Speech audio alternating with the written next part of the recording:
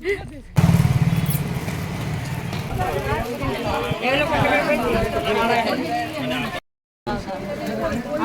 একটা যা এটা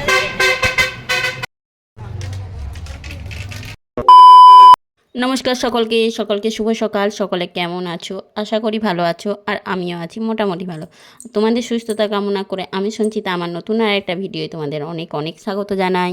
এখন বাজে সকাল 7টা। অলরেডি ছেলেকে চা দিয়েছিলাম, ছেলে চা খেয়ে পড়তে বসেছে। আর এর আগের একটা ভিডিওতে বলেইছিলাম যে এখন যেহেতু মর্নিং স্কুল হচ্ছে, কিছু স্কুল মর্নিং হচ্ছে, কিছু স্কুল ডে হচ্ছে, তার জন্য কিন্তু ভীষণই সমস্যা হচ্ছে আর কি সকালের টাইমটা।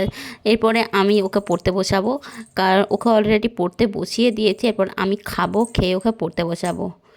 আর ও ছেলে আমাকে ডাকছে, আমি বলছি যাচ্ছি, দাঁড়া, তুই যা করছিস কর, আমি তারপরে গিয়ে দেখছি। আমি চাটা খেয়ে নিই। আজকে সকালবেলায় কিন্তু আমি ব্ল্যাক কফি নিইনি, আজকে নিয়েছি গ্রিন টি। গ্রিন টির প্যাকেটগুলো অনেক দিন ধরে পড়ে আছে, তোমাদের দাদাভাই এনেছিল, কিন্তু আমার একদম গ্রিন টি খেতে ইচ্ছা করে না বলে তার জন্য গ্রিন টি খাই না। গ্রিন টিগুলো রয়েই যায়। আর তোমাদের দাদাভাই প্রত্যেক দিন ফোন করে চেঁচাচ্ছে যে কফি খেও না, এই গরমের মধ্যে গ্রিন টিগুলো খাও। তবু ঠিক আছে, কিন্তু কফি একদম খেও না বলছে বলে একটা নিয়ে আর কি খেলাম আজকে। তো আবার যেইকে সে একদমই কিন্তু আমার গ্রিন টি খেতে মন যায়নি। কিন্তু সকাল থেকে ভেবেছিলাম যে আজকের ভিডিওটা অন্যরকম বানাবো, মানে এমনি নর্মালি ডেলি ব্লগ যেমন বানাই আর কি সেরকমই বানাবো। কিন্তু তারপর হঠাৎ করেই ঠিক করলাম যে একটু শপিং করতে বেরাবো।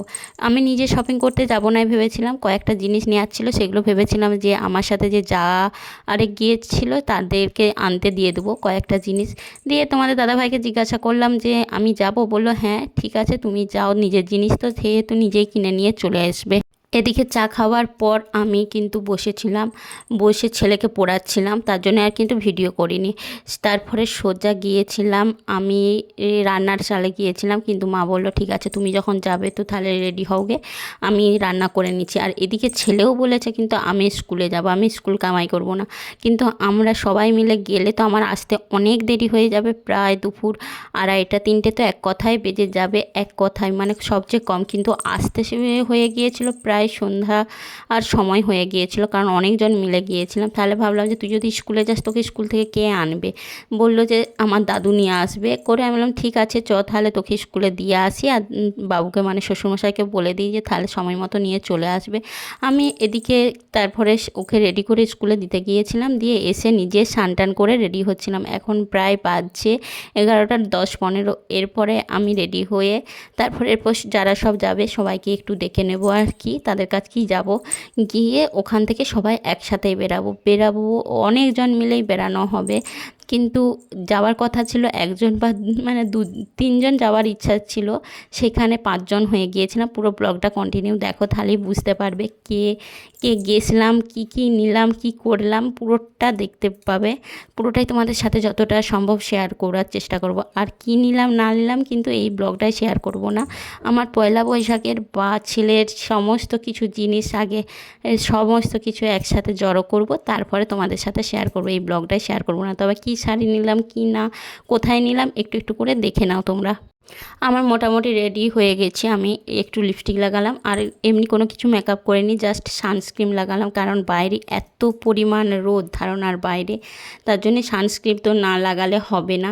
আর আমাকে কেমন লাগছে বলবে। এই কুর্তিটা কিন্তু আমি নিজে বানিয়েছিলাম। এর আগে আমি যখন এই কুর্তিটা পরে একবার শর্ট ভিডিও বানিয়েছিলাম বেশ কিছুদিন আগে, তখন আমাকে অনেকে কমেন্টস করেছিল যে দিদিভাই কুর্তিটা কোথা থেকে নিয়েছো বা ছিটটা কোথা থেকে নিয়েছো। যারা জানে আর কি আমি নিজে বানাই, তারা জিজ্ঞাসা করছিল কুর্তিটা কোথা থেকে নিয়েছো, ছিটটা কোথা থেকে নিয়েছো। ছিটটা নিয়েছিলাম আমি কতুলপুর থেকে, দিয়ে নিজে বানিয়েছিলাম। কুর্তিটা আমি নিজেই বানিয়েছিলাম। ভাবলাম যে এত রোদের মধ্যে সাদা ড্রেসটাই ঠিক আছে, হবে হয়তো নোংরা হলেও কিন্তু করার কিছু নেই।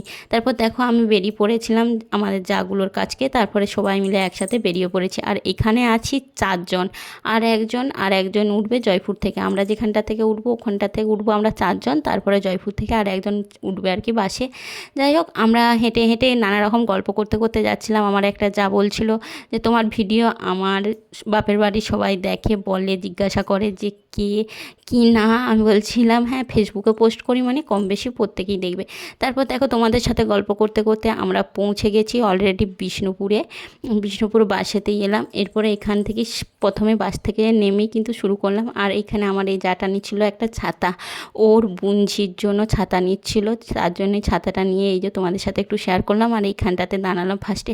আর এত পরিমাণ রোদ, সানগ্লাস আর ওড়না না থাকলে কিন্তু একদম অবস্থা পুরো খারাপ।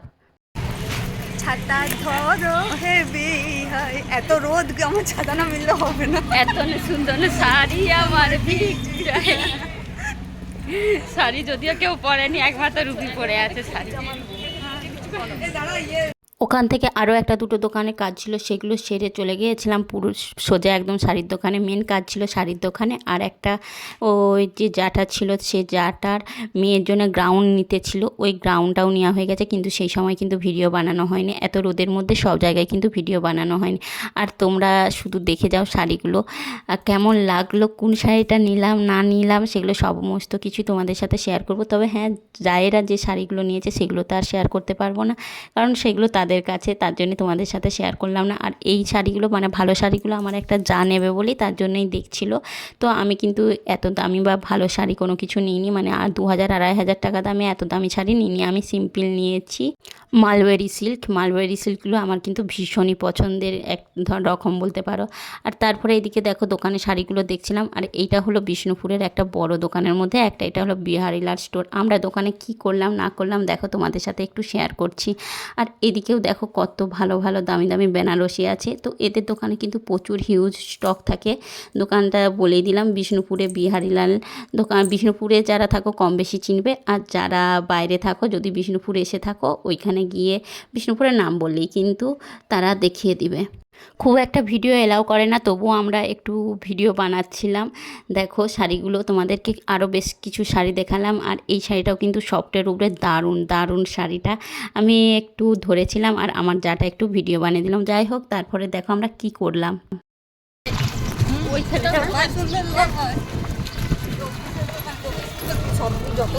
আমরা বসে পড়েছি টোটো, এই টোটো থেকে এরপরে যাচ্ছি বাস স্ট্যান্ড। ওইখানে যে তোমাদের আরও কত কি শপিং করছি সব কিছু শেয়ার করতে। আমি ভয়েস দিচ্ছি, ওইখানে ভয়েস নিচ্ছে, ও ভয়েস দিতে পারবে না। এই যে আমার দাদি সব বানাচ্ছে, আমি ভয়েস দিচ্ছি আর ওইখানে আমার ভয়েসটা ওইখানে অ্যাড করে দিবে। এটা আমার ননদ, পরিচয় করে দিই। টোটোয় বসে বসে ছাড়া তার পরিচয় করা যাবে নি। এটা আমার খুঁড়তো ননদ, এটা আমার আর একটা যা। এটা এইটাকে তো সবাই চিনে, এটা চিনতে বাকি নাই। আর এটাও আর একটা যা, এটা একটু সদ্যুর সম্পর্কে যা আর কি। 5 জন বেরিয়েছি শপিং করতে। প্রচুর প্রচুর প্রচুর এই যে দেখেন বলতে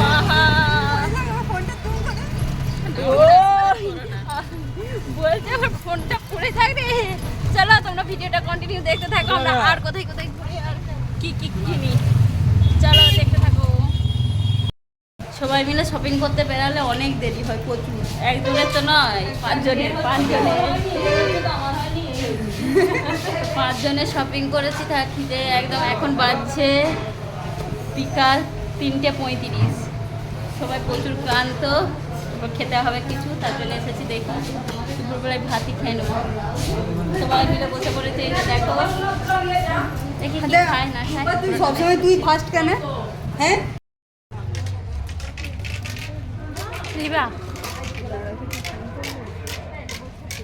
ছেলেদের কাউন্টার,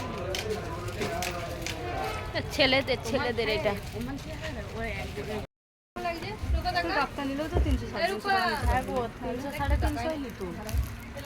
জিজ্ঞাসা কর কাপ্তান আছে নাকি।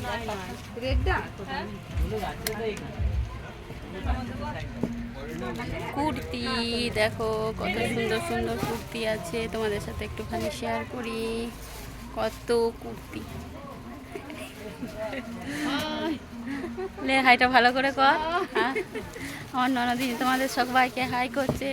দেখো অনেক শপিং করেছি, তারপর বাড়ি গিয়ে পুরোটা তোমাদের সাথে ভালো করে শেয়ার করবো। কত নানা রকমের কুর্তি আছে।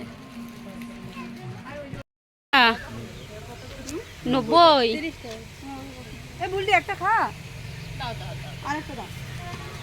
রূপা খা,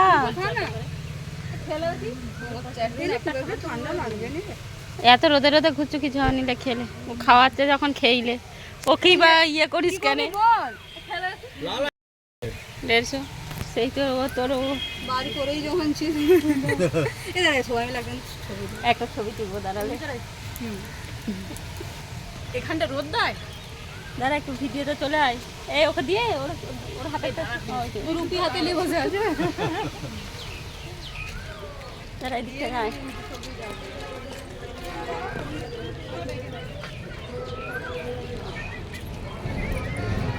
সবার শেষ এরপর আমরা ঘর